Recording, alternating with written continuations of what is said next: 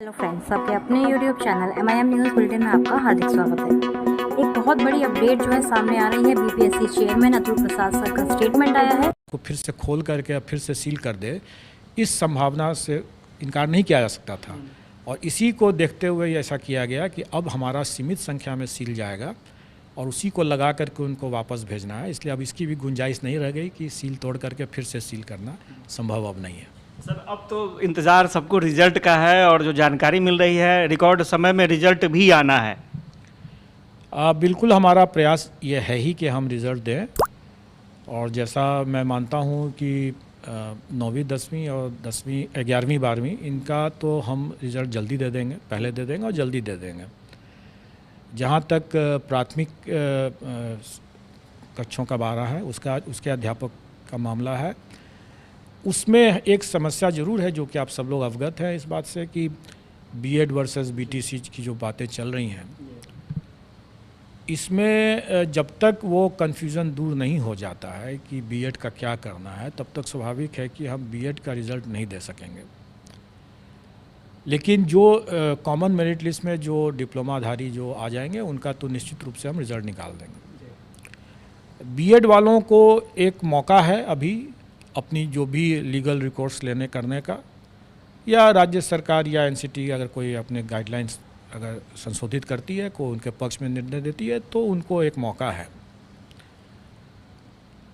Sir, एक चीज़ और जानना चाहेंगे। एक ट्वीट आपने किया था 9 से 12 तक के अभ्यर्थी जो हैं उनके लिए, बहुत हमारे पास मैसेज आए कि सर से जाकर के पूछिए कि ये जो तैयार रहने की बात है, आप लोग तैयार रहें डॉक्यूमेंट वेरिफिकेशन के लिए, ये क्या है सर? डॉक्यूमेंट वेरिफिकेशन बहुत जल्दी स्टार्ट होने वाला है, और जहाँ तक मुझे अभी ज्ञात है वो शायद हम लोग 4 तारीख से ही शुरू कर दें, 4 सितंबर से। और ये डॉक्यूमेंट वेरिफिकेशन हमारा 11th 12th और 9th 10th और इसका होगा, और इसी में दिव्यांगजनों का भी हम लोग मेडिकल कराएंगे, क्योंकि इसके बिना हम परीक्षा फल नहीं दे सकते हैं। और स्वाभाविक है कि इसमें चूँकि ये ST वाले हैं इसमें, इसलिए सबके सब मैं समझता हूँ कि इसमें बिहार के ही निवासी होना चाहिए, और इसमें हम लोग उनको अपने गृह जिला में ही ये डॉक्यूमेंट वेरिफिकेशन की व्यवस्था करेंगे ताकि उनको ज़्यादा इधर उधर भटकना न पड़े। लेकिन एक सीमित समय देंगे हम उन्हें, और उसी सीमित समय के अंदर में उनको डॉक्यूमेंट वेरीफाई कराना है और अपना जो मेडिकल कराना है जो दिव्यांगजन हैं। और अगर उसमें कोई मेडिकल में अगर उनको रेफ़र किया जाता है IGIMS में या किसी और हॉस्पिटल में, तो वहाँ उनको जा कर के इसको करवाना होगा, ताकि हम समय पर रहते हुए, मतलब मेरा मानना है कि 15 सितंबर तक अगर सब कुछ अपनी योजना के हिसाब से चलेगा अगर, तो 15 सितंबर तक इन लोगों का मैं परीक्षा फल देने की स्थिति में रहूँगा। और जहाँ तक प्राथमिक की बात है, वो मैंने पहले ही बताया कि उनका डॉक्यूमेंट वेरिफिकेशन भी हम लोग स्टार्ट कर देंगे, और लेकिन उसमें थोड़ा टाइम लगेगा। तब तक प्राथमिक के अलावे जितने लोग हम लोग कर चुके रहेंगे। तो प्राथमिक वाले में थोड़ा सा विलम्ब है, और विलम्ब का कारण एक तो यह है कि उनकी संख्या बहुत ज़्यादा है और उसमें हमें कई तरह की चेकिंग करनी है, और दूसरा जो बीएड वर्सेस बीटीसी का भी एक मुद्दा है। इसलिए इन सब को ध्यान में रखते हुए मेरा मानना है कि उनका डॉक्यूमेंट वेरिफिकेशन में थोड़ा टाइम लगेगा। मैंने अपने पिछले प्रेस कॉन्फ्रेंस में ये कहा भी था कि 20 से 25 के बीच के आसपास में मेरा मानना हो सकता है, उससे पहले भी हम लोग स्टार्ट कर सकें, लेकिन लगभग वही समय रहेगा। सर, कट ऑफ को लेकर के काफ़ी जिज्ञासा है अभ्यर्थियों में, उसके बारे में क्या कहेंगे? कट ऑफ के लेकर के हमेशा से ये जिज्ञासा लोगों को बनी रहती है, लेकिन मेरा मानना है कि अगर आप कुछ एक विषय को अगर छोड़ दें,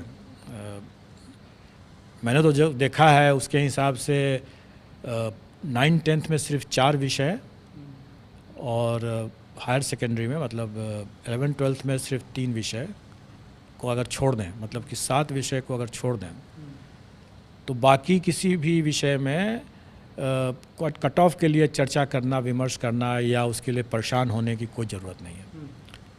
कोई ज़रूरत इसलिए नहीं है कि उसमें मैंने अपने ट्वीट के माध्यम से भी लोगों को एक तरह संकेत देने का कोशिश किया है, लोग उसका सही से नहीं समझ सके तो फिर मैंने आज हिंदी में भी उसको स्पष्ट कर दिया है कि जो लोग इन 7 विषयों को छोड़ करके अन्य विषय के जो अभ्यर्थी हैं, अगर वो डिस्क्वालीफाई नहीं होते, मतलब अयोग्य नहीं हो जाते हैं, तो उनकी नियुक्ति उनका पक्का है, क्योंकि वैकेंसी है ज़्यादा और अभ्यर्थी कम है उसमें। लेकिन यही स्थिति बाकी में नहीं है।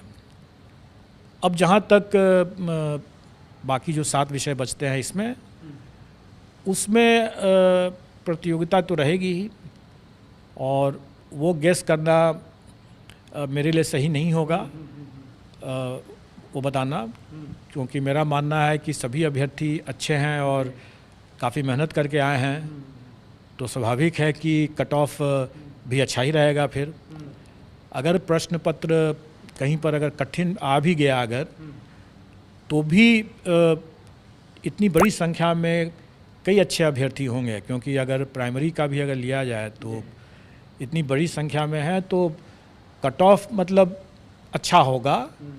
कितना होगा, ज़्यादा होगा, कम होगा, ये मैं नहीं बता सकता हूँ। चलिए, बहुत बहुत शुक्रिया सर।